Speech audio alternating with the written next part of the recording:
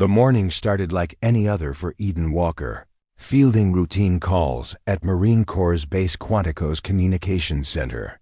By noon, Colonel Marcus Steele would be placing his personal battle rifle in her trembling hands, telling her she was the only person who could save 30 Marines trapped behind enemy lines.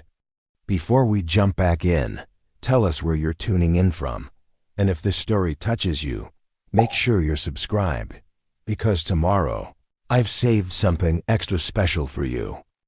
But nobody could have predicted that the quiet phone operator from Prague would become the most unlikely hero in modern military history. Marine Corps Base Quantico hummed with its usual precision on that crisp Tuesday morning in October. The Virginia sun cast long shadows across the parade grounds as Marines conducted their daily routines with mechanical efficiency. The base operated like a well-oiled machine, every person knowing their role, every function serving the greater mission of America's finest fighting force. At the heart of the communications network sat the Central Command Communications Center, a fortress of technology housed within Building 2042. Banks of monitors displayed real-time intelligence feeds from around the globe, while sophisticated radio arrays maintained contact with Marine units deployed across 6 continents.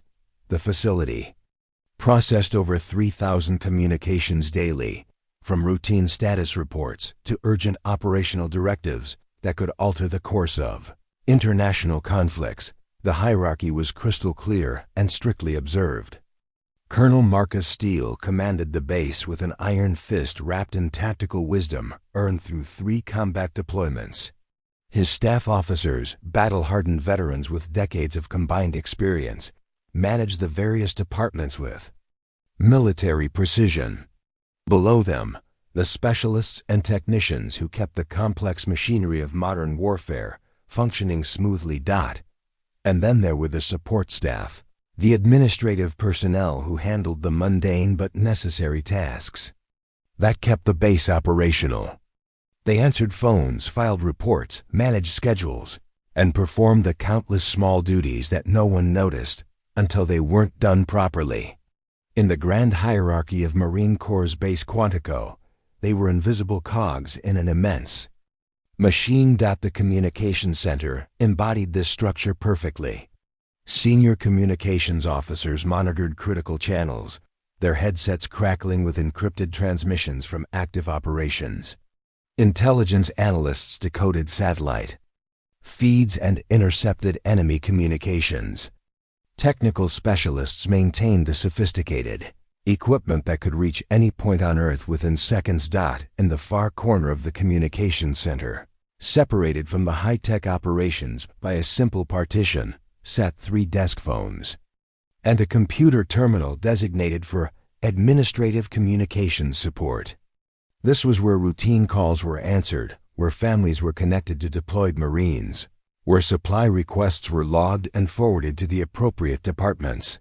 It was considered entry-level work, suitable for personnel who hadn't yet earned their place in the more critical functions. The morning briefing had covered the usual topics: global threat assessments, operational readiness reports, and personnel updates.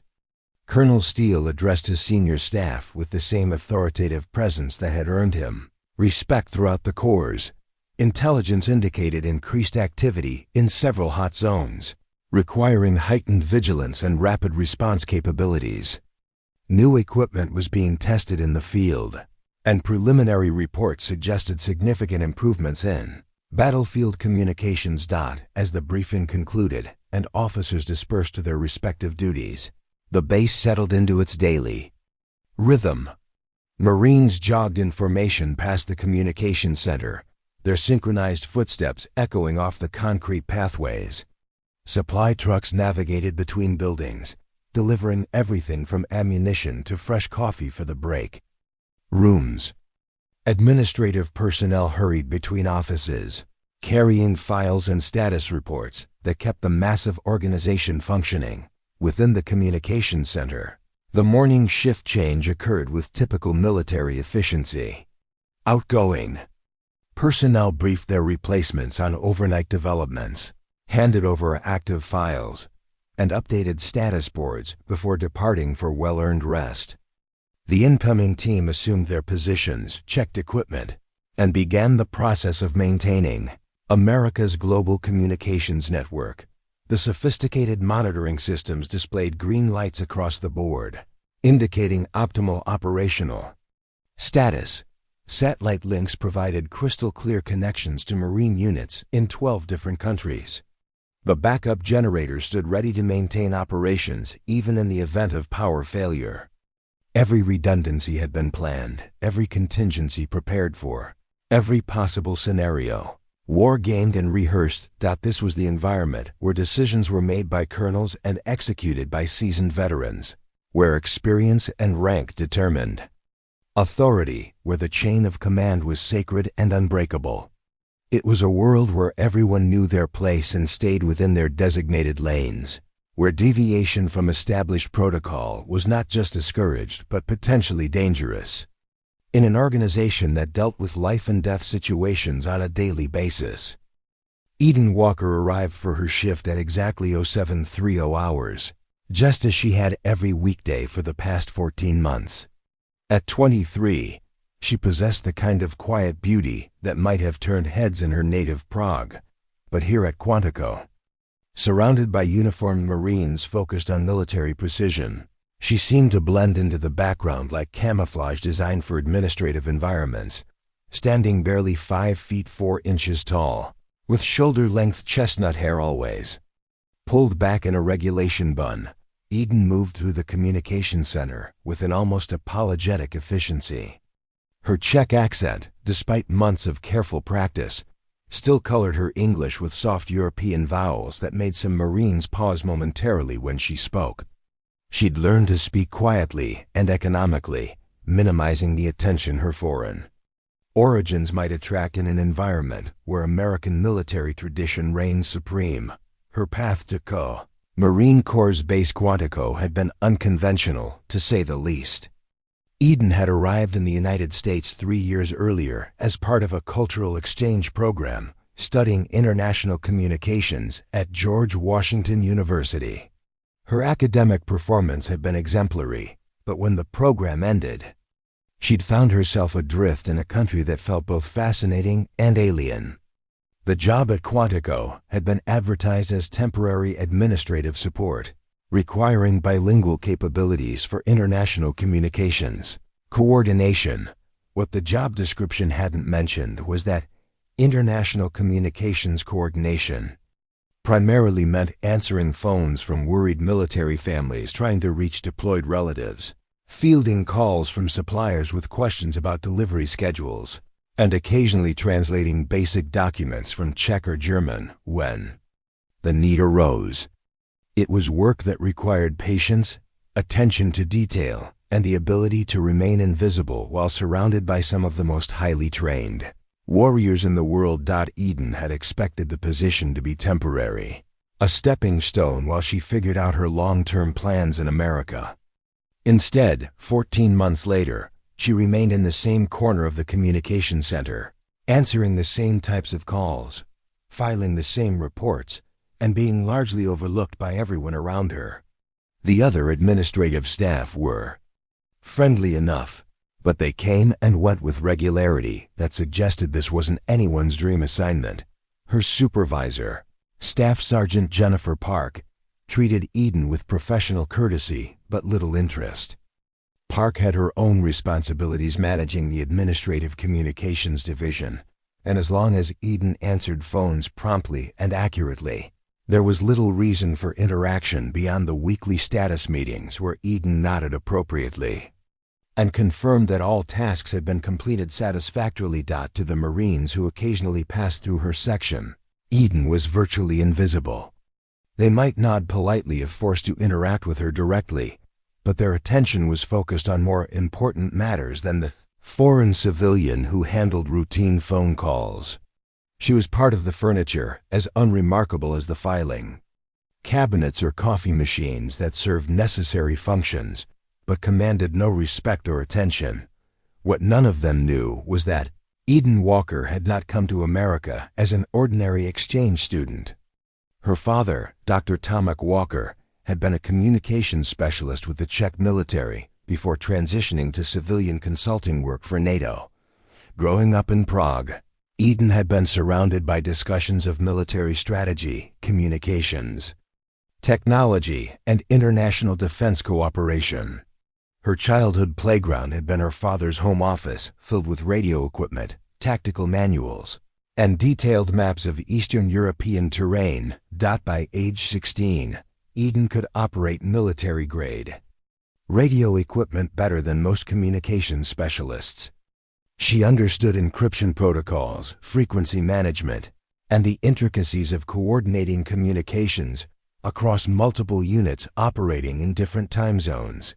Her university studies in international communications hadn't been random academic curiosity.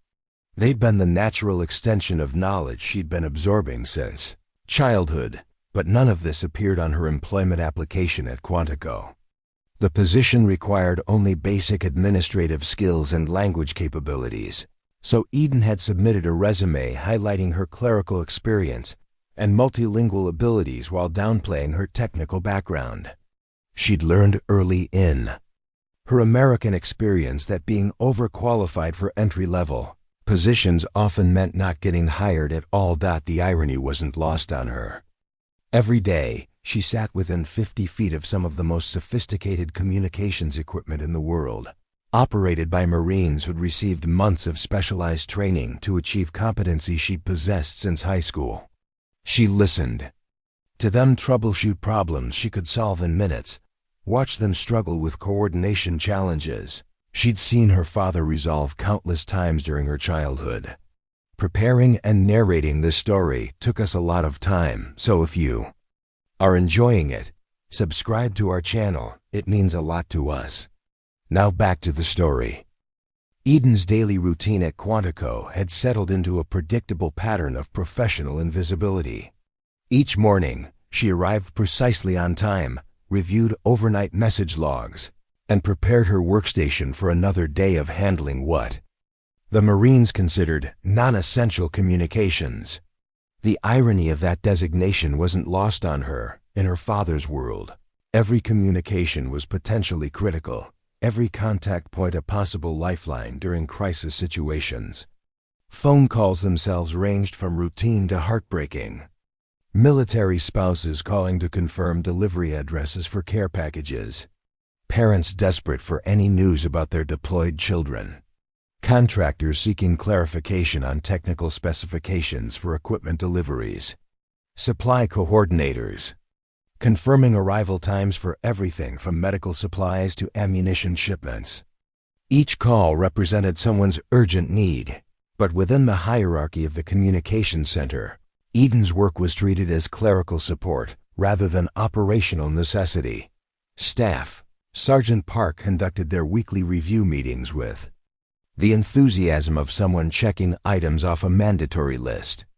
Call volume acceptable, response times within parameters, no major complaints from callers, she would recite, barely looking up from her clipboard. Any issues to report, Walker? Eden learned to shake her head and confirm that everything was running smoothly, knowing that any suggestion for improvement would be met with polite dismissal. After all, what could a temporary foreign civilian possibly understand about military communications that career Marines didn't already know? The dismissal extended beyond her immediate supervisor. During the monthly all-hands meetings, Colonel Steele would address the communications center personnel, recognizing outstanding performance and announcing new initiatives. Eden's section was rarely mentioned except in passing references to administrative support functions. When equipment upgrades were discussed, when new protocols were implemented, when training opportunities were announced, the administrative communications division was consistently excluded from consideration. The other Marines in the center treated Eden with professional courtesy that bordered on complete indifference. Technical Sergeant Williams might nod politely when passing her desk, but his attention was focused on the sophisticated monitoring equipment under his supervision. Lieutenant Martinez was unfailingly polite during the rare occasions when their duties intersected. But she spoke to Eden the same way she might address any civilian contractor, with careful distance and minimal engagement. The most frustrating aspect of her position was watching preventable problems develop while being powerless to address them. 3 weeks earlier, Eden had overheard Technical Sergeant Williams discussing persistent interference on the satellite communication channels. She recognized the symptoms immediately: frequency overlap caused by improper channel spacing, a problem her father had encountered countless times during NATO exercises. The solution was simple: a minor adjustment to the transmission timing that would eliminate the interference entirely. But suggesting technical solutions wasn't part of her job description. When she tentatively mentioned to Staff Sergeant Park that she'd noticed some communication seemed unclear, Park had assured her that the technical specialists were handling all equipment issues and that her focus should remain on answering phones efficiently. The interference continued for another 2 weeks until Williams finally identified and resolved the problem using exactly the same solution Eden could have provided immediately. Similar incidents occurred regularly. Eden watched Marines struggle with coordination challenges during multi-unit exercises, spending hours developing workarounds for problems that proper frequency management could solve in minutes. She observed technical specialists consulting manuals for procedures she'd memorized. During her teenage years, she listened to planning sessions where communication contingencies were overlooked, creating potential vulnerabilities that proper protocol could eliminate. The most painful dismissal came during a base-wide emergency drill designed to test communication systems under simulated attack conditions. Eden's section was assigned to maintain normal administrative functions while the real communications personnel managed the exercise. From her desk, she could hear the controllers struggling with coordination between multiple simulated units, their communications becoming increasingly confused as the exercise progressed. The drill was eventually declared unsuccessful due to communication breakdown between operational units. Eden had identified the problem within the first 10 minutes. Improper priority assignment in the message routing system was causing critical updates to be delayed behind routine status reports. But her observations were irrelevant because she wasn't part of the operational team. After the drill, during the debriefing session that she wasn't invited to attend, Eden heard fragments of conversation as Marines discussed what had gone wrong. Multiple explanations were proposed, additional training was suggested, and equipment modifications were considered. No one thought to ask the foreign civilian who answered phones whether she had noticed anything unusual. The pattern was consistent and demoralizing. Eden possessed knowledge and skills that could genuinely improve operations, but the institutional assumption that her role was purely clerical meant those capabilities were never recognized or utilized. She was trapped in a system that had defined her value based on her job title rather than her actual abilities, surrounded by people who couldn't see past their preconceptions about what a phone operator could possibly understand about military communications. What the Marines at Quantico didn't know was that Eden Walker had been conducting her own private training program since her first week on the job. While they saw her as simply the phone operator who handled routine calls, she had been systematically studying every aspect of the communication center's operations, learning protocols, memorizing procedures, and developing skills that far exceeded her official responsibilities. During her lunch breaks, when most personnel left the communications center for the dining facility, Eden remained at her desk with meals packed from home. She used these quiet periods to observe the monitoring systems, noting how different types of communications were prioritized, routed, and processed. The senior technicians had grown accustomed to her presence during these times, assuming she was simply dedicated to her clerical duties rather than conducting informal reconnaissance of their operations. Her language skills provided unexpected advantages for this covert education. Many of the technical manuals in the communication center included NATO standardization documents, that contained French and German text alongside English translations. While other personnel skipped over these multilingual sections, Eden studied them carefully, often finding more precise technical explanations in the European language versions that clarified concepts that seemed confusing in their English translations. After hours, Eden had developed relationships with the evening cleaning crew, several of whom were Eastern European immigrants like herself. This connection provided her with access to areas of the communications center that were typically restricted during operational hours. Under the guise of helping with cleaning duties, she was able to examine equipment up close, study configuration, panels, and observe maintenance procedures that occurred after the day shift departed. Her most valuable learning opportunity came through an unexpected source, Technical Sergeant Rodriguez, who worked the midnight shift and spoke fluent Spanish. During one of her late evening language exchanges with the cleaning crew, Rodriguez had overheard Eden conversing in multiple languages and struck up a conversation about international communications protocols. Impressed by her knowledge and grateful for someone to discuss technical concepts with during the quiet night hours, Rodriguez began informally explaining the more sophisticated aspects of the communications systems. These conversations, which Rodriguez viewed as casual professional discussion with an interested civilian, provided Eden with detailed understanding of equipment capabilities, operational procedures, and tactical applications that weren't covered in any manual she could access. Rodriguez never realized he was essentially providing advanced technical training to someone whose official duties involved answering phones and filing reports. Eden supplemented this informal education with extensive research conducted on her personal time. Her apartment near the base had become a miniature communications laboratory, filled with civilian radio equipment, technical journals, and military communications textbooks ordered online.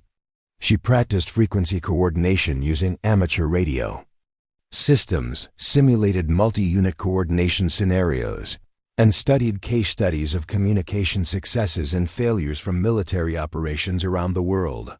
Her father, during their weekly video calls to Prague, unknowingly contributed to her education by discussing his current consulting work with NATO forces.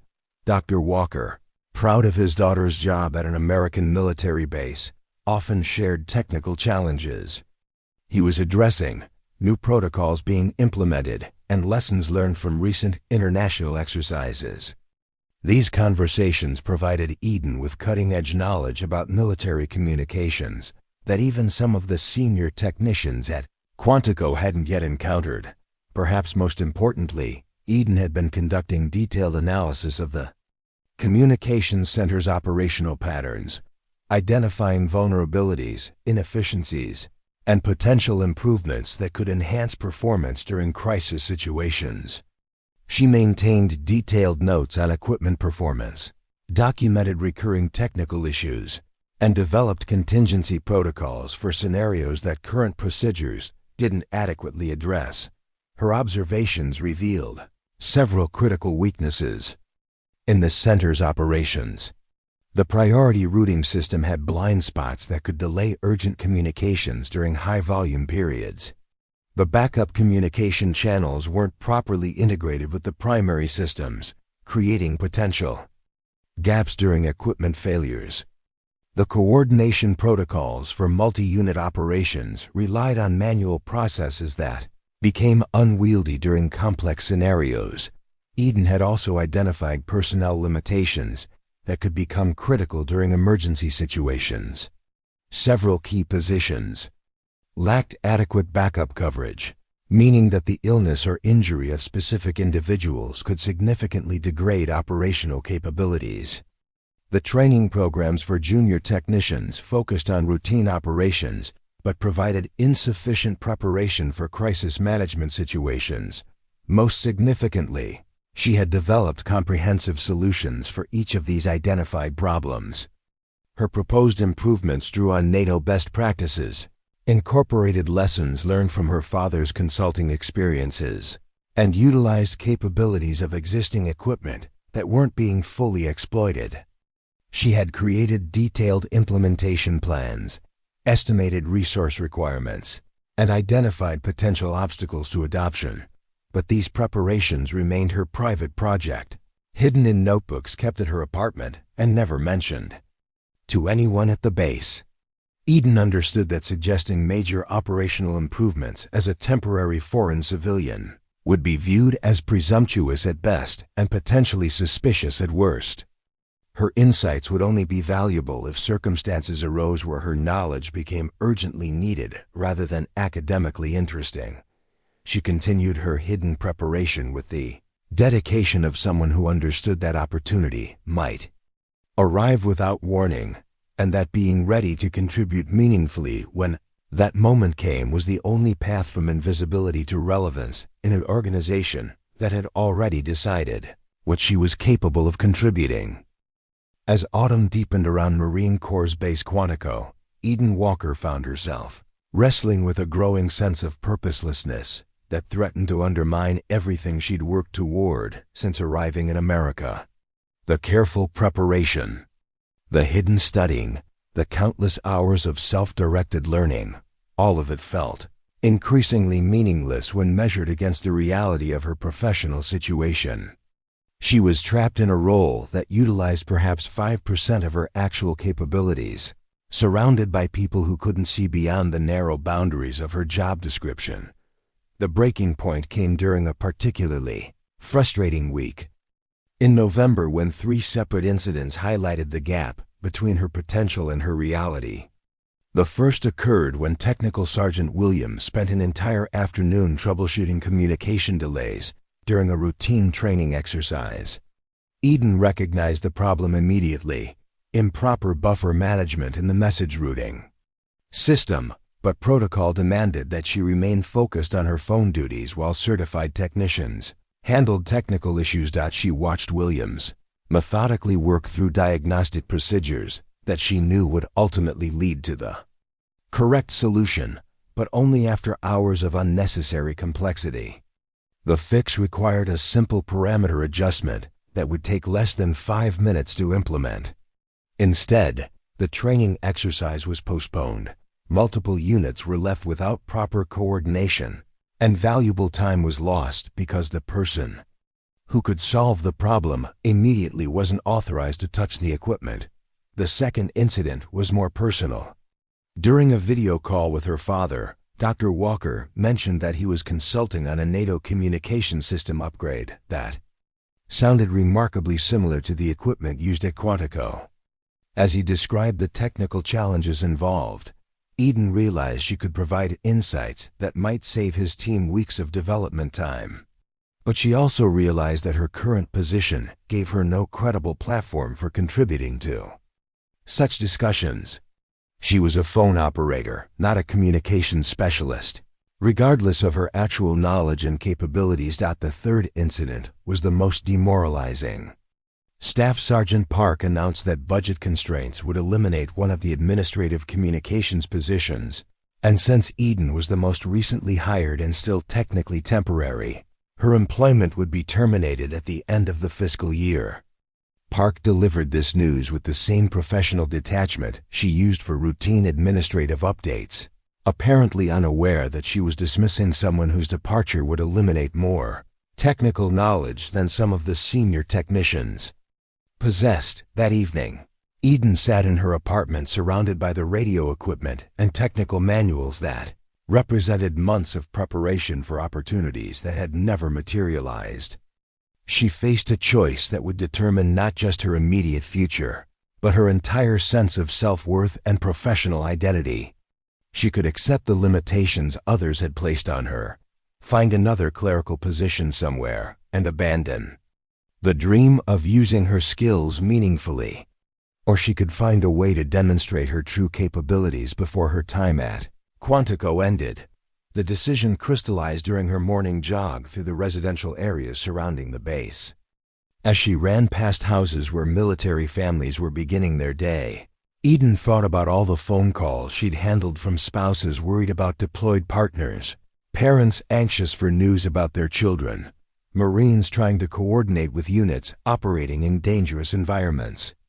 Every call represented real people facing real challenges that proper communication support could help address. She realized that her frustration wasn't really about recognition or career advancement. It was about wasted potential in an environment where that waste could have genuine consequences for people she'd come to care about. The Marines at Quantico weren't just colleagues. They were individuals she'd observed, learned from, and grown to respect during her 14 months on base. They deserved the best possible support, and she knew she could provide capabilities they didn't even realize they needed. Eden's internal drive had always been fueled by a desire to be useful, to contribute meaningfully to something larger than herself. Growing up in Prague, she'd watched her father derive deep satisfaction from solving complex problems that helped military personnel perform their missions more effectively. She'd seen how technical expertise applied thoughtfully could reduce risks, improve coordination, and ultimately save lives. Her father had taught her that knowledge without application was merely academic exercise, but knowledge applied to serve others was the foundation of professional purpose. She possessed knowledge that could serve the Marines at Quantico, but the organizational structure prevented that knowledge from being applied. The system had created a barrier between her capabilities and their needs, and she was the only person positioned to bridge that gap. The realization was both liberating and terrifying.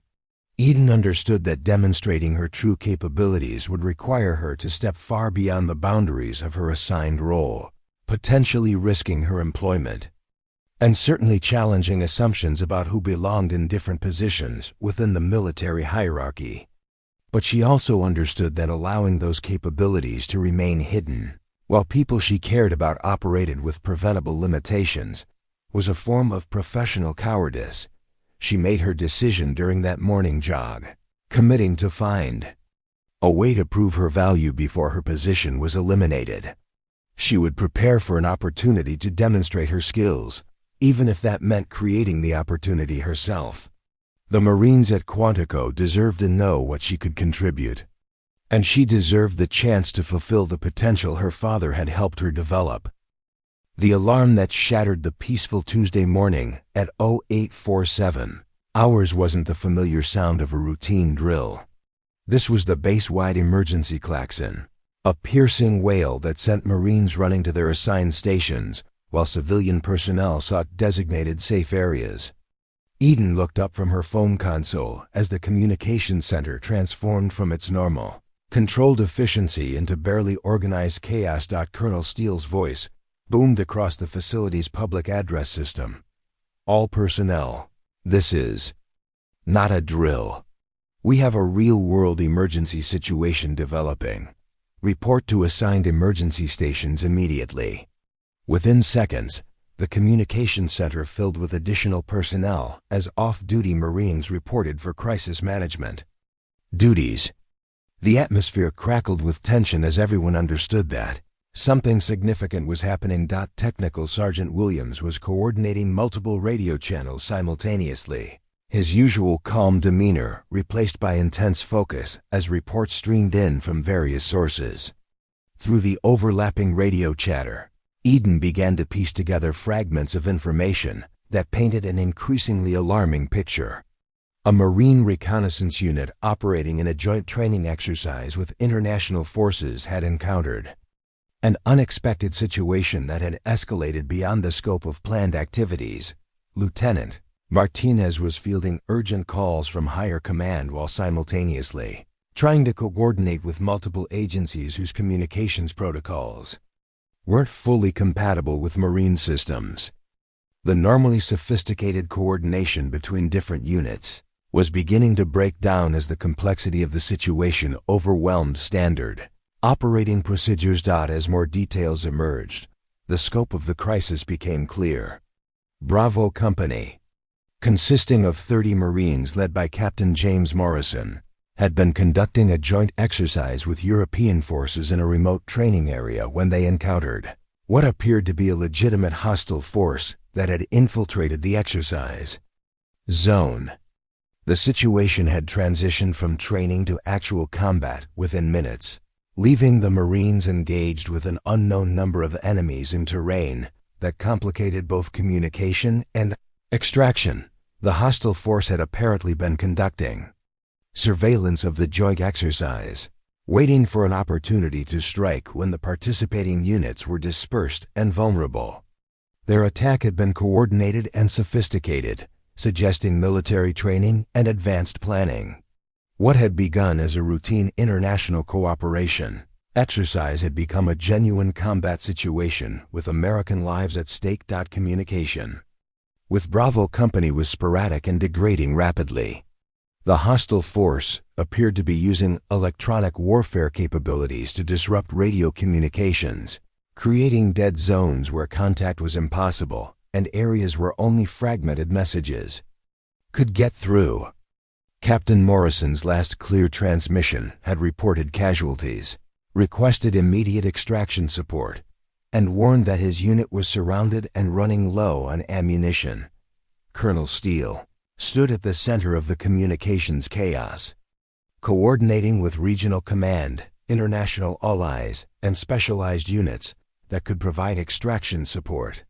But the communication difficulties were hampering every aspect of the response effort. Messages were being lost, coordination between different forces was breaking down, and the fog of war was preventing decision-makers from getting clear intelligence about the situation on the ground. The extraction helicopters had been launched immediately, but they couldn't approach the combat zone without better intelligence about enemy positions and safe landing areas. Fighter aircraft were standing by to provide close air support, but they needed precise target identification to avoid hitting friendly forces. Special operations units were preparing to deploy, but they required current battlefield intelligence. To plan their approach effectively, every aspect of the response depended on communication, and communication was exactly what the enemy force was systematically destroying. Eden watched the Marines around her struggle with problems that seemed to compound by the minute. Technical Sergeant Williams was trying to re-establish contact using backup frequencies, but the enemy's electronic warfare capabilities were adapting to each new attempt. Lieutenant Martinez was coordinating with intelligence units, but their reports were hours old and increasingly irrelevant to the rapidly evolving situation. Colonel Steele's frustration was evident as he moved between different stations, demanding updates that no one could provide with confidence. The sophisticated communication systems that worked flawlessly during routine operations were proving inadequate for a crisis situation involving electronic warfare and hostile interference. Standard protocols assumed communication channels would remain functional, but those assumptions were proving dangerously wrong. Time was becoming critical.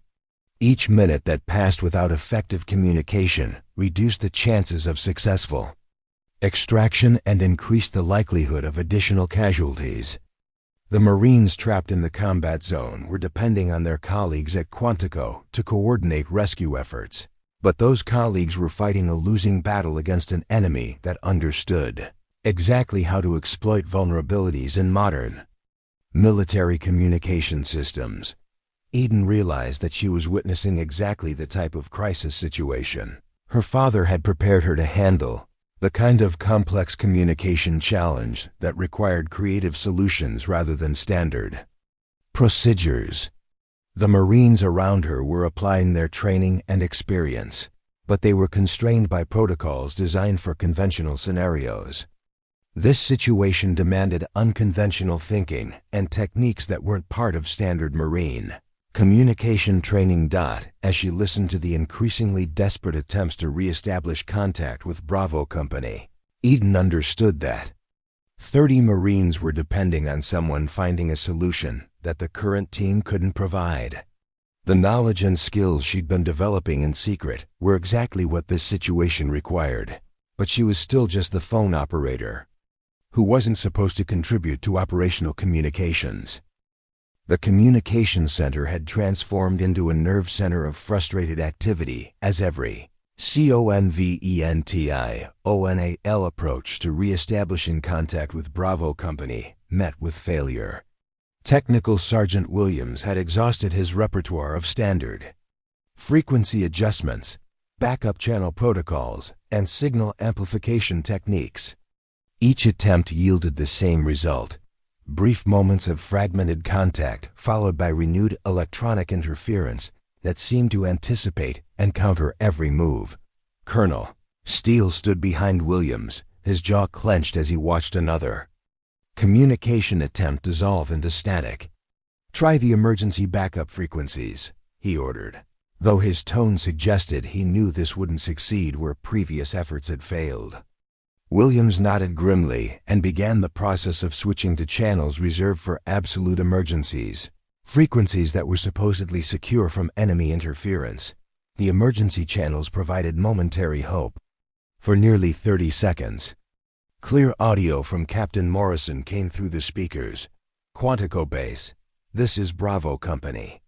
We are pinned down in Grid Sector 77 Alpha. Casualties mounting.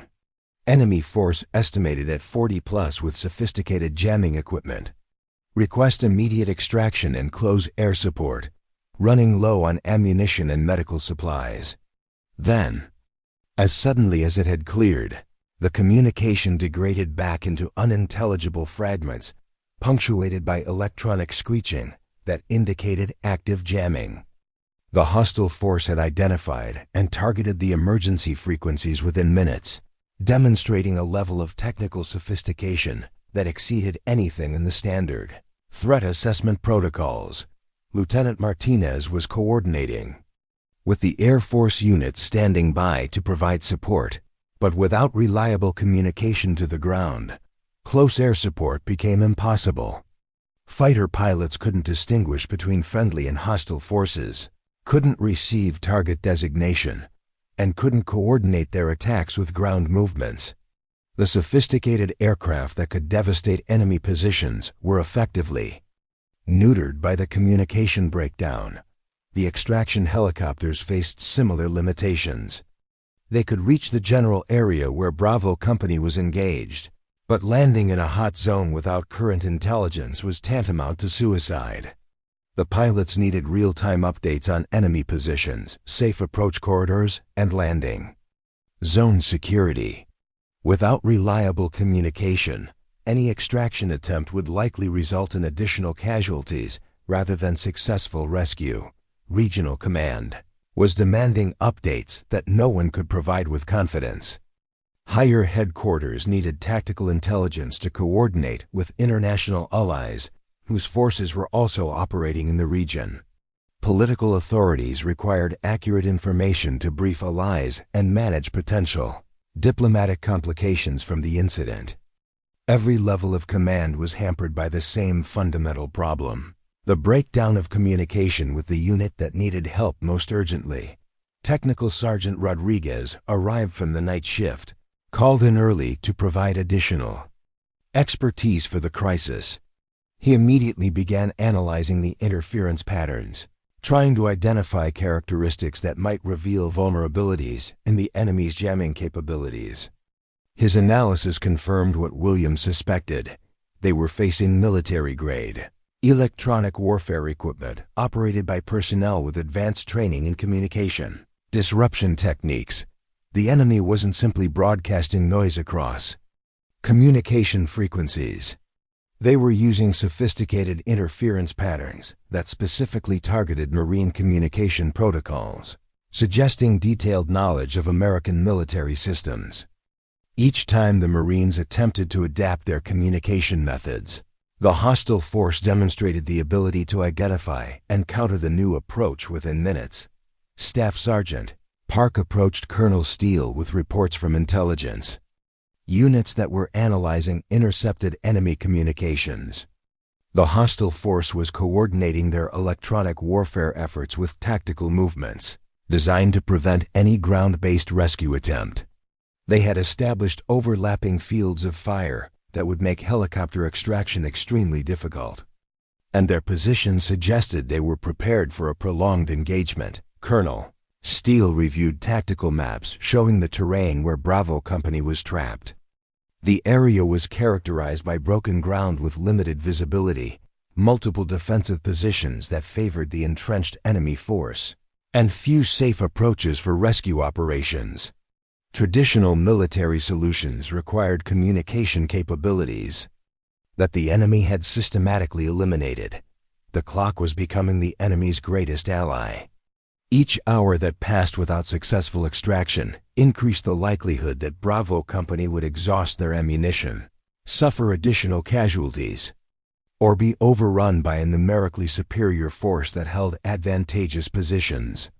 The Marines at Quantico could feel time slipping away while they struggled with technical problems that seemed to have no conventional solutions. Attempts to coordinate with Allied forces revealed additional complications. The international units participating in the original exercise used different communication systems with varying levels of compatibility with Marine equipment. Language barriers, protocol differences, and equipment incompatibilities created additional layers of complexity that further hindered coordination efforts. Colonel Steele made the decision to request specialized communication units from regional command, but those assets would require hours to arrive and deploy. Bravo Company didn't have hours. They needed solutions immediately, using whatever resources were currently available at Quantico. The traditional approaches that worked for conventional scenarios were proving inadequate for a crisis that demanded innovative thinking and unconventional methods. Eden had been watching the deteriorating situation unfold from her position at the administrative communications desk, her hands trembling slightly as she realized that 30 Marines were trapped in the scenario she'd studied extensively but never expected to encounter in reality. The electronic warfare techniques being employed against Bravo Company matched case studies her father had shared from NATO exercises, situations that required specialized approaches not covered in standard Marine communication training. As technical Sergeant Williams began another attempt to reach the trapped unit using frequency hopping techniques. Eden recognized immediately that this approach would fail. The interference pattern she'd observed indicated that the enemy force was using predictive jamming algorithms that could anticipate and counter frequency hopping sequences faster than manual operators could implement them. She'd seen her father deal with similar situations during consulting work with Eastern European forces. The solution required a combination of techniques: synchronized burst transmissions using non-standard encryption keys, coordinated with deliberate misdirection, transmissions on predictable frequencies to confuse the jamming algorithms. It was an advanced technique that her father had helped develop for NATO, but it wasn't part of standard American military protocols because it required operators with specialized knowledge of both friendly and enemy electronic warfare capabilities. Eden stood up from her desk, her heart pounding as she approached the cluster of Marines working frantically around the main communication console. Staff Sergeant Park noticed her movement and shot her a questioning look, clearly wondering why the administrative phone operator was leaving her assigned station during a crisis. Eden ignored the unspoken criticism and continued toward the group surrounding Colonel Steele. "Sir," she said, her voice barely audible above the radio static and urgent conversations, "I believe I can help re-establish communication with Bravo Company." Her Czech accent seemed more pronounced under stress, adding an additional layer of foreignness to words that already sounded presumptuous coming from someone in her position. Colonel Steele turned toward her, his expression shifting from intense concentration to barely controlled irritation.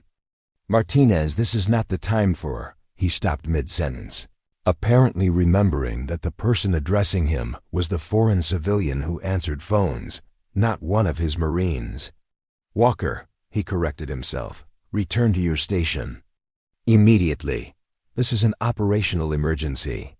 "Sir, the jamming techniques being used require countermeasures that aren't part of standard protocols," Eden continued, her voice gaining strength despite the skeptical stares from every Marine in the immediate area. "I understand the interference patterns and know how to circumvent them using equipment you already have available. Technical Sergeant Williams looked up from his console, his face flushed with frustration and exhaustion. "With all due respect, ma'am, we've been trying every technique in the manual. Unless you've got some kind of magic solution we haven't thought of, I suggest you let the professionals handle this." "I'm not talking about manual techniques," Eden replied, stepping closer to the console despite the obvious discomfort her presence was causing. "The enemy is using predictive algorithms that anticipate standard responses.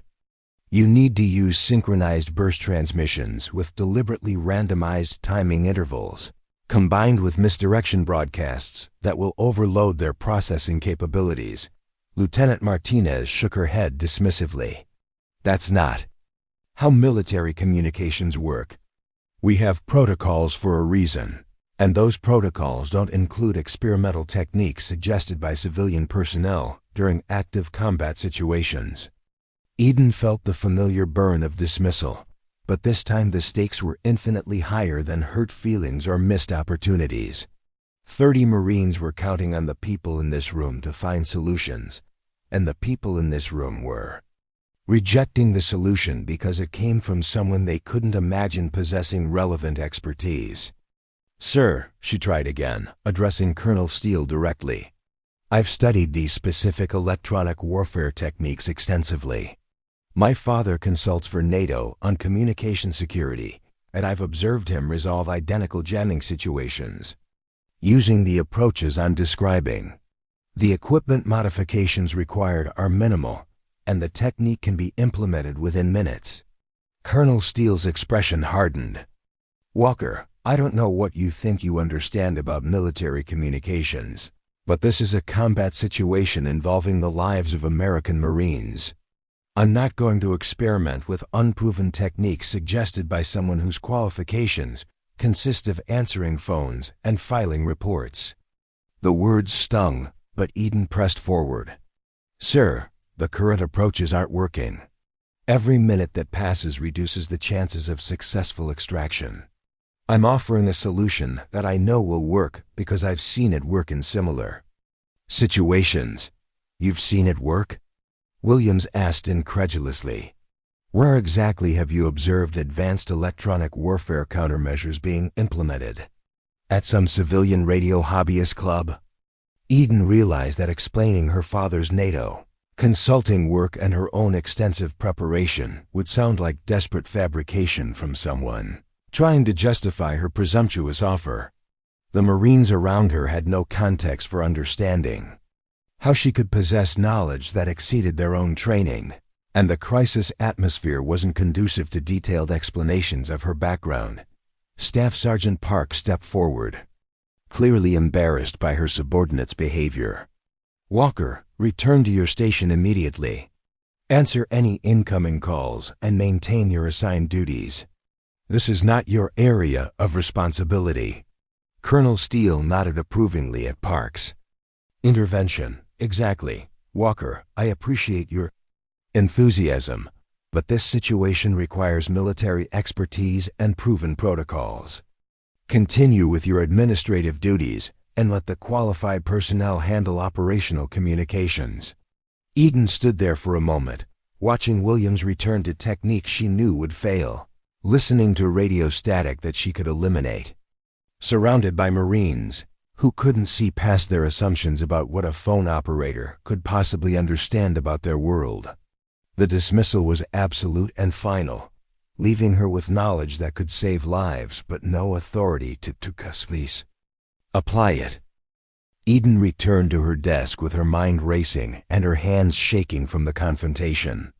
Around her, the communications center continued its desperate but futile attempts to reach Bravo Company while she sat in forced inactivity, possessing the knowledge needed to solve the crisis, but lacking any official authority to implement solutions. The radio static that filled the air wasn't just electronic noise to her. It was the sound of 30 Marines running out of time while bureaucratic hierarchies prevented effective action. She watched Technical Sergeant Williams cycle through another series of frequency adjustments that she knew would fail because they followed predictable patterns that the enemy's jamming algorithms were designed to counter. Each failed attempt represented precious minutes lost, ammunition expended by trapped Marines, and potential casualties that proper communication could help prevent. The gap between what was happening and what could be happening felt like a physical weight pressing against her chest. Staff Sergeant Park shot disapproving glances in her direction, clearly expecting Eden to focus on her administrative duties while the qualified personnel handled the operational crisis. But the phone calls Eden was supposed to be answering seemed impossibly trivial compared to the life-and-death situation unfolding 50 feet away. How could she process routine supply inquiries while Marines were dying because their colleagues couldn't think beyond standard protocols? The breaking point came when she overheard Colonel Steele speaking with Regional Command, explaining that communication attempts had been unsuccessful and requesting specialized electronic warfare units that wouldn't arrive for at least 3 hours. Eden knew that Bravo Company couldn't survive 3 more hours without resupply, medical evacuation, and tactical coordination. The timeline for conventional solutions had already expired. They just hadn't acknowledged it yet. Captain Morrison's voice suddenly crackled through the speakers in brief, desperate fragments. Quantico, under heavy ... Gaunt casualties mounting. Ammunition critical. Then static returned, but those few words painted a picture of deteriorating conditions that made Eden's decision inevitable. She couldn't sit at her desk pretending to handle routine calls while Marines died because qualified personnel were too proud to consider unqualified solutions. Eden opened her desk drawer and retrieved the detailed notes she'd been keeping about the communication center's equipment and capabilities. Her analysis included specific technical modifications that could be implemented using existing hardware, frequency coordination techniques that could circumvent the enemy's jamming patterns, and contingency protocols for exactly this type of scenario. She'd prepared for this moment without knowing it would come, and now preparation needed to become action. Looking around the communications center, Eden identified her opportunity. Technical Sergeant Rodriguez was away from his station, consulting with Colonel Steele about alternative approaches. His console controlled the secondary communication array that could be reconfigured without affecting the primary systems that Williams was using for standard attempts. She could implement her solution without interfering with their ongoing efforts, proving effectiveness through results rather than arguments. The ethical dimension of her decision was crystal clear. She was about to violate direct orders, exceed her authority, and manipulate equipment she wasn't authorized to touch. If her approach failed, she would face immediate termination and possible criminal charges for interfering with military operations during a combat situation. But if conventional approaches continued to fail while she remained passive, 30 Marines would die while she possessed knowledge that might save them. Eden stood up from her desk, her movement careful and deliberate to avoid attracting attention from Staff Sergeant Park or the other Marines focused on their own crisis management duties.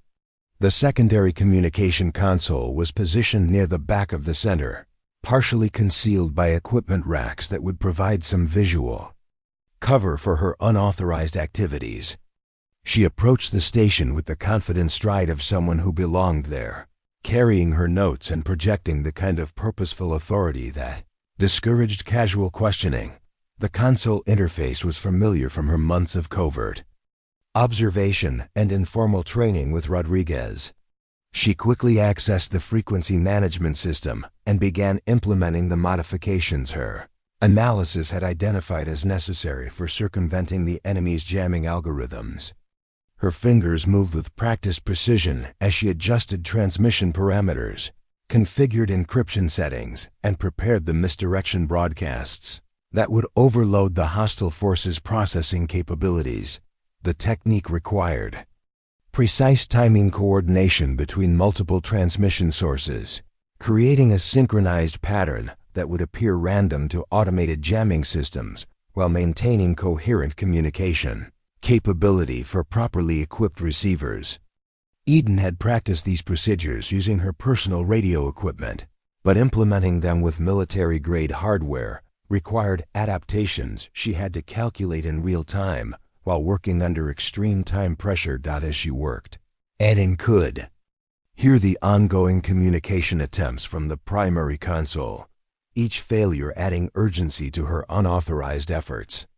Colonel Steele's voice carried growing frustration as he coordinated with higher command, explaining repeatedly that contact with Bravo Company remained impossible using standard protocols.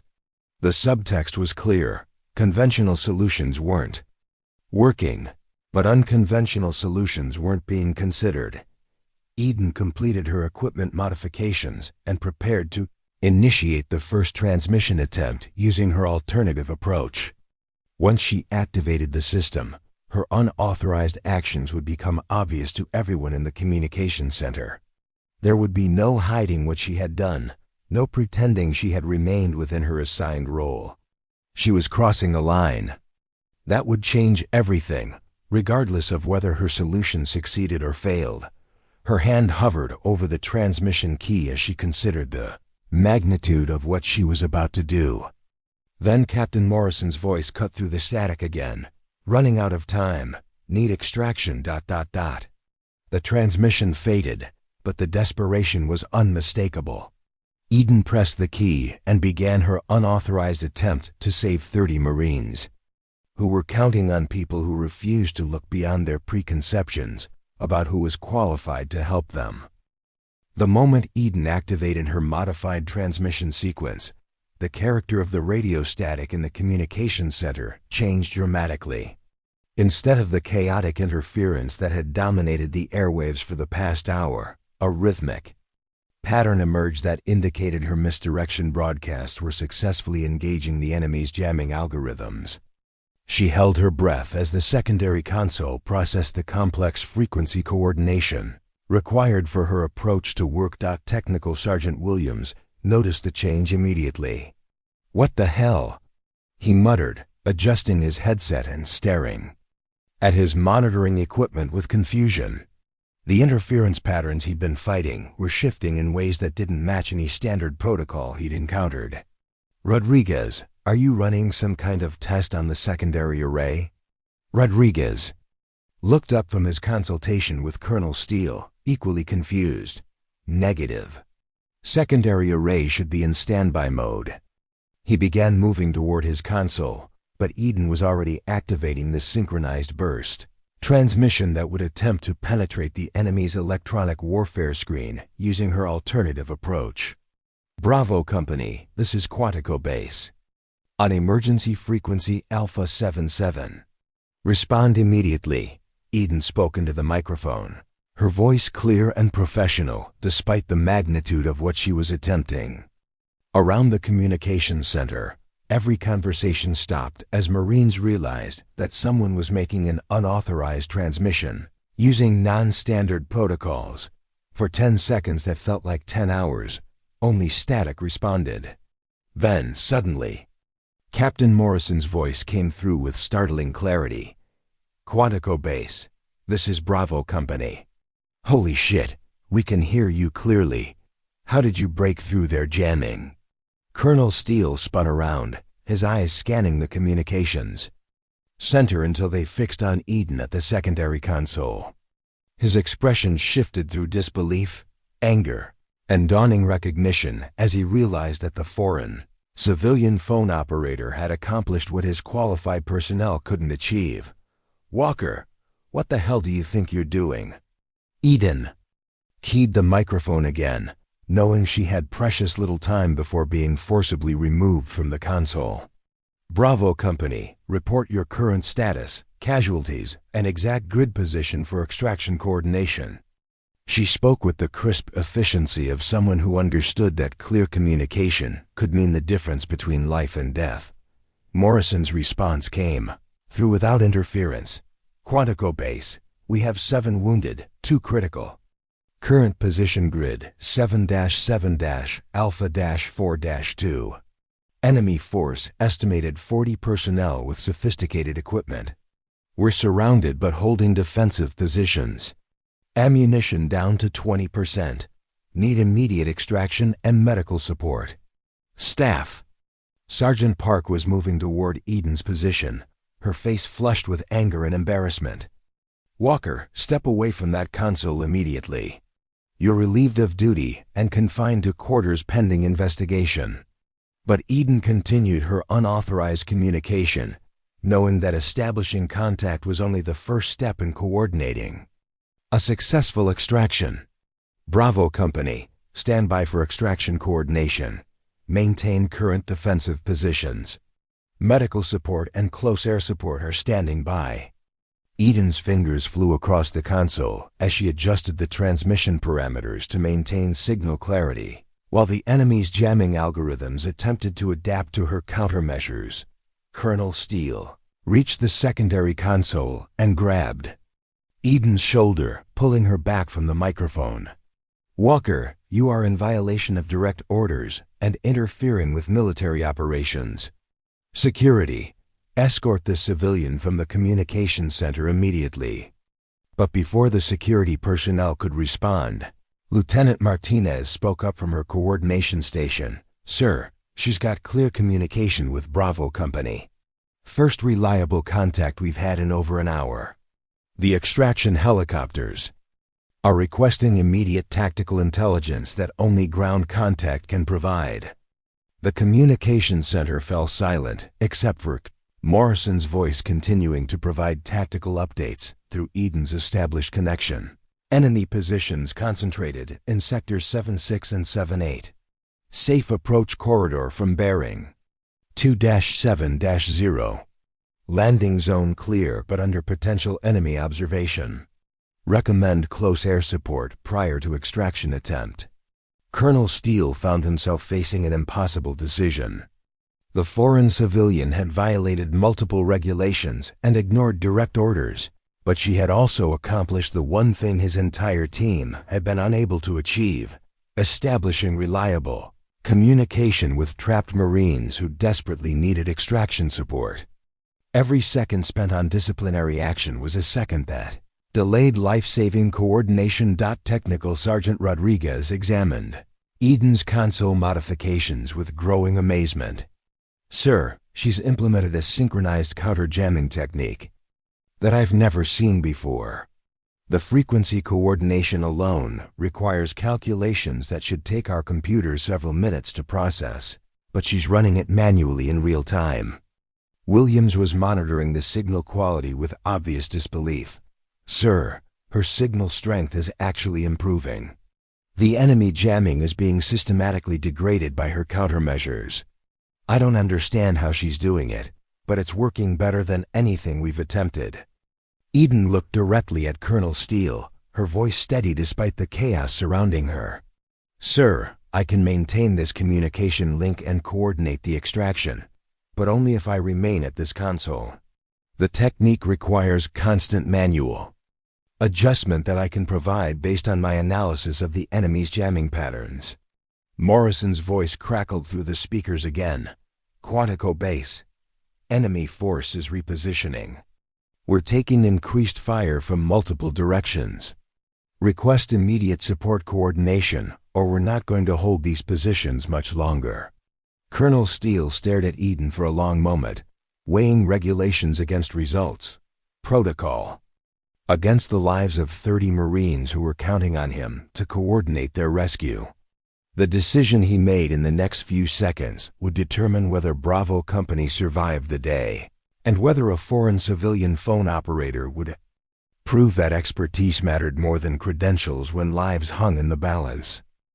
Colonel Steele's decision came with startling swiftness. Walker stays at the console, he announced, his voice cutting through the tension in the communications center. Everyone else, coordinate extraction operations through her established communication link. We'll sort out the regulations later. He turned to Staff Sergeant Park, whose face reflected a mixture of shock and indignation. Park, coordinate with Walker to maintain communication protocols. This is now a joint operation. The next 20 minutes tested every skill Eden had developed during her months of hidden preparation. Maintaining the communication link required Constant adjustment as the enemy's jamming algorithms attempted to adapt to her countermeasures.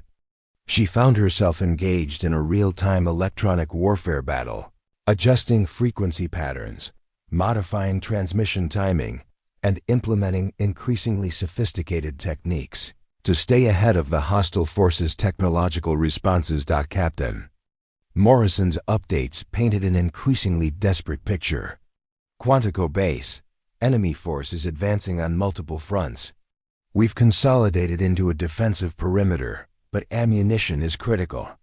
2 of our wounded need immediate medical evacuation, or we're going to lose them. His voice remained professionally calm, but Eden could hear the underlying tension that indicated their situation was deteriorating rapidly. Lieutenant Martinez was coordinating with the extraction helicopters, but the pilots needed more specific intelligence than Morrison could provide while under heavy fire. Walker, can you establish communication with individual squad leaders within Bravo Company? We need detailed tactical intelligence for safe approach planning. Eden had anticipated this requirement. Switching to multi-frequency coordination protocol, she announced, her fingers dancing across the console as she configured multiple simultaneous communication channels. Within minutes, she had established contact with Sergeant Davis commanding the eastern perimeter, Corporal Thompson holding the southern approach, and Staff Sergeant Wilson coordinating the wounded in the center of their defensive position. Complexity of maintaining multiple communication channels while countering adaptive jamming pushed Eden's capabilities to their absolute limit. She found herself processing information streams that would normally require a full team of specialists, coordinating between different units while simultaneously adjusting technical parameters to maintain signal clarity. Her father's training and her own preparation had given her the knowledge required, but applying that knowledge under combat conditions tested every aspect of her abilities. Technical Sergeant Rodriguez watched her work with growing amazement. Sir, she's running 6 different counter-jamming algorithms simultaneously, while maintaining real-time coordination with 4 separate units. The computational complexity alone should be impossible for manual operation. His tone reflected not just surprise but genuine respect for capabilities he hadn't imagined possible. The enemy force was adapting more quickly than Eden had anticipated. Their jamming algorithms were sophisticated enough to analyze her countermeasures and develop targeted responses within minutes.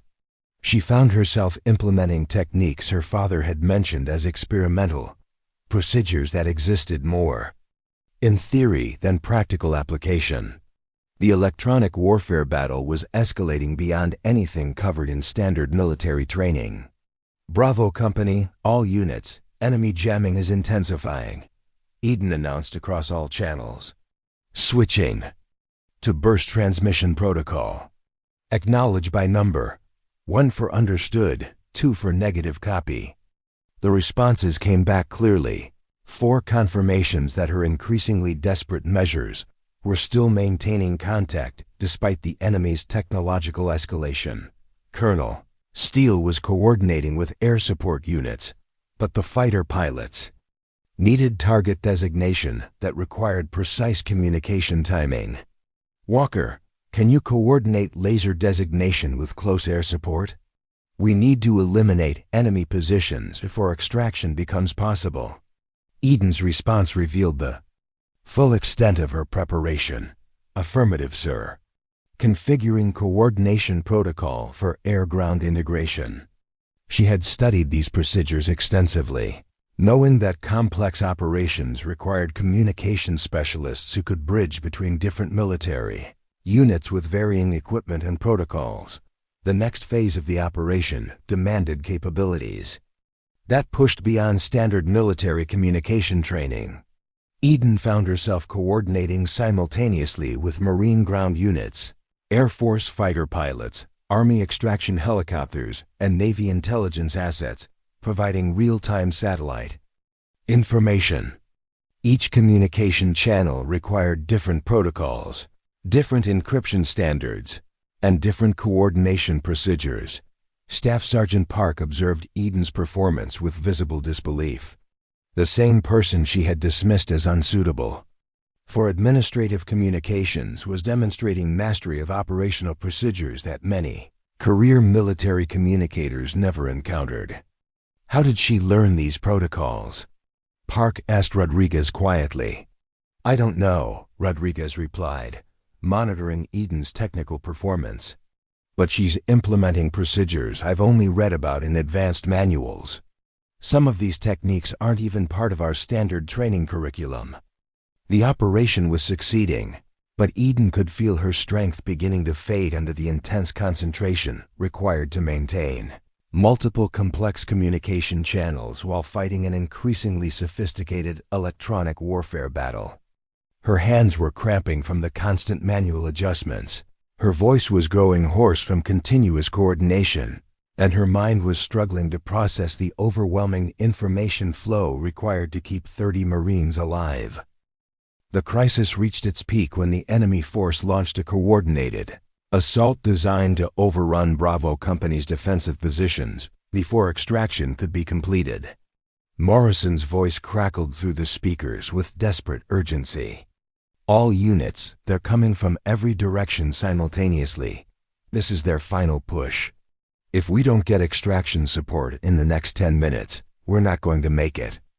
Eden's communication system was being pushed beyond its theoretical limits as the enemy deployed their most sophisticated jamming equipment in a last-ditch effort to prevent coordination between the trapped Marines and their rescue forces. Her console displayed warning indicators as multiple systems approached overload conditions from the intense electronic warfare environment. Walker, I'm losing signal clarity on channels 3 and 5. Technical Sergeant Williams reported, monitoring her performance while managing backup communication systems. Enemy jamming is intensifying beyond anything we've encountered. Can you compensate? Eden's response revealed the full extent of her capabilities under maximum pressure. Implementing Emergency Protocol 7 Alpha, she announced, her voice steady despite the chaos surrounding her. Switching to distributed frequency architecture with predictive counterjamming. Her fingers moved with machine-like precision as she reconfigured the entire communication network in real time. Colonel Steele was coordinating the final extraction phase, but success depended entirely on Eden's ability to maintain communication. Links between multiple units operating in a rapidly changing tactical environment. Walker, I need simultaneous communication with Bravo Company ground units, extraction helicopters, close air support, and medical evacuation assets. Can you handle that coordination? Affirmative, sir, Eden replied, though she knew she was attempting something that exceeded normal human capabilities. The cognitive load of processing multiple information streams while maintaining technical adjustments required absolute focus and perfect execution. Any mistake could result in communication breakdown at the moment when Marines' lives depended on perfect coordination. The enemy's final electronic assault was unlike anything in Eden's preparation or her father's experience. They were using adaptive algorithms that could predict and counter her adjustments faster than she could implement them. For the first time since establishing contact, she began to lose communication channels as the hostile force's sophisticated equipment overwhelmed her countermeasures. Quantico Base, we're losing comms again, Morrison's voice crackled through increasing static. Enemy fire is intensifying. We can't hold these positions much longer. The desperation in his transmission indicated that Bravo Company was approaching the breaking point just as rescue forces were moving into position. Eden realized that conventional counter-jamming techniques would be insufficient for the enemy's final assault. She needed to implement procedures that existed only in theoretical form, experimental approaches that her father had mentioned but never tested under combat conditions. The risk was enormous. If her experimental techniques failed, communication would be lost at the critical moment when coordination was most essential. Sir, requesting permission to implement experimental communication protocol. Eden announced to Colonel Steele. "Standard techniques are insufficient for current jamming intensity. I need to attempt procedures that haven't been field tested." "Colonel." Steele faced another impossible decision. The foreign civilian was asking permission to experiment with untested techniques while 30 Marines depended on reliable communication for survival. But she had already accomplished what his entire professional team couldn't achieve, and conventional approaches were clearly failing under the enemy's final assault. "Do it," Steele ordered. "Whatever it takes to maintain communication." Eden's experimental technique required her to manually override multiple safety systems while implementing frequency coordination patterns that pushed the equipment beyond its designed capabilities. She was essentially rebuilding the communication network's architecture in real time while fighting an electronic warfare battle that demanded split-second responses to constantly changing conditions. The procedure worked. Communication clarity returned across all channels just as the extraction helicopters reached Bravo Company's defensive perimeter. "All units, extraction birds are inbound," Eden announced across the network. "Maintain defensive fire and prepare. Wounded for immediate evacuation. Close air support engaging enemy positions in 30 seconds." The coordination phase required Eden to process information from 6 different sources simultaneously while maintaining precise timing between air support, ground defense, and extraction operations. She found herself orchestrating a complex military operation from her unauthorized position at a communication console, proving that expertise and determination could overcome institutional limitations when lives depended on exceptional performance. As the first extraction helicopter touched down within Bravo Company's perimeter, Eden allowed herself a moment of relief. But the operation wasn't complete until every Marine was safely evacuated, and the enemy force was making a final desperate attempt to prevent successful extraction through overwhelming electronic warfare. The extraction of Bravo Company unfolded with precision that would have been impossible without Eden's unauthorized communication coordination. As the first helicopter settled into the defensive perimeter, her voice guided every aspect of the operation. Medical priority evacuees to Bird 1. Walking wounded and defensive personnel to Bird 2. Maintain suppressive fire on bearing 090 and 270. Captain Morrison's voice came through clearly as he coordinated the evacuation from the ground. "Quantico Base, you've given us a miracle. First casualties are loaded and secure. Bird 1 is lifting off with critical wounded." The relief in his transmission was unmistakable as the most seriously injured Marines began their journey to medical facilities that could save their lives. The enemy force made one final desperate attempt to disrupt the extraction, deploying every piece of electronic warfare equipment in a last-ditch effort to sever communication links. Eden's console flashed red warnings as multiple systems approached critical overload, but she maintained coordination through sheer determination and technical expertise that exceeded anything her colleagues had imagined possible. "Bird 2 inbound for final evacuation," Eden announced, her voice hoarse but steady. "All remaining personnel prepare for immediate extraction. Close air support will provide cover during final approach." She was coordinating between Marine ground units, Air Force fighters, and Army helicopters with the precision of someone who had trained for this exact scenario. Though nobody knew such training had been her private obsession for over a year. Technical. Sergeant Rodriguez monitored Eden's performance with obvious amazement. "Sir, she's maintained reliable communication through electronic interference that should have been impossible to penetrate. Her improvised techniques are exceeding the theoretical capabilities of our equipment." His tone reflected not just surprise, but professional respect for capabilities that surpassed his own extensive training.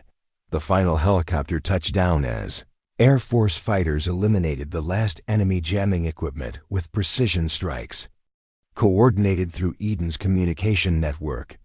"All personnel aboard. Morrison reported. "Bravo Company is secure and ready for extraction." The words that had seemed impossible just hours earlier were now reality, because someone had refused to accept limitations imposed by institutional hierarchy. As the extraction helicopters departed the combat zone with all 30 Marines safely aboard, Eden finally allowed herself to collapse back in her chair. Her hands were shaking from exhaustion and adrenaline, her voice was nearly gone from hours of continuous coordination, and her mind felt overwhelmed by the intensity of the operation she had coordinated from her unauthorized position at a communication console. Colonel Steele approached her station, his expression unreadable as he processed what had occurred. The foreign civilian phone operator had accomplished something that his entire professional team couldn't achieve: coordinating a complex military rescue operation using techniques that exceeded standard military training. The success was undeniable, but the implications challenged every assumption about expertise, authority, and capability within military organizations. "Walker," he said finally, his voice carrying a mixture of gratitude and bewilderment, "what you did today saved 30 Marines' lives. But you also violated multiple regulations, ignored direct orders, and exceeded your authority in ways that require immediate investigation." He paused, studying her exhausted face. "How did you know those techniques would work?" Eden's response was simple and honest. "My father taught me that knowledge exists to serve people, not protocols. I spent months preparing for situations I hoped would never occur. But when they did occur, I couldn't watch Marines die while I possessed knowledge that might save them." Staff Sergeant Park stood nearby, her expression reflecting the cognitive dissonance of watching her subordinate demonstrate capabilities that exceeded those of senior specialists. "Walker, you realize that your employment here is terminated effective immediately? What you did today, regardless of the outcome, represents a fundamental violation of military discipline and civilian authority limitations." Colonel Steele raised his hand to interrupt Park's statement. "Actually, Sergeant, Walker's employment status is now under my direct review. Someone with her capabilities needs to be properly utilized, not dismissed." He turned back to Eden. "Walker, you've proven that we've been dramatically underutilizing your skills. I'm recommending you for immediate transfer to a position where your expertise can be properly applied." 6 months later, Eden Walker stood in the same communications center, but everything had changed. The specialist insignia on her uniform reflected her new role as a senior communication systems analyst, a position created specifically to utilize the unique combination of international expertise and innovative thinking she had demonstrated during the Bravo Company crisis. Her desk was no longer in the administrative corner, but at the center of operations, where her voice carried authority, earned through results rather than granted through credentials. The Marines who had once dismissed her as just a phone operator now sought her input on complex communication challenges. Recognizing that expertise could emerge from unexpected sources, the transformation extended beyond her own situation. The Bravo Company rescue had prompted a comprehensive review of military communication protocols, leading to adoption of several techniques Eden had implemented during the crisis. Her father's NATO consulting work was now formally integrated with American military training programs, creating bridges between international expertise and domestic capabilities. Colonel Steele summarized the broader implications during a base-wide briefing. "The events of 6 months ago reminded us that capability and credentials don't always align, that expertise can emerge from unexpected sources, and that institutional assumptions about who belongs in different roles can blind us to exceptional talent." Eden's story had become legendary at Quantico, but more importantly, it had changed how the base evaluated potential and assigned responsibilities. The quiet foreign civilian who had answered phones while dreaming of contributing meaningfully had proven that determination, preparation, and courage could overcome any limitation imposed by others' expectations. As she coordinated another complex Operation. Eden smiled at the memory of the morning when Colonel Steele had placed his trust in someone everyone else had dismissed. Sometimes the most unlikely heroes were simply the most prepared people who refused to accept that impossible was permanent. Up next, you've got 2 more standout stories right on your screen. If this one hit the mark, you won't want to pass these up. Just click and check them out. And don't forget to subscribe and turn on the notification bell so you don't miss any upload from us.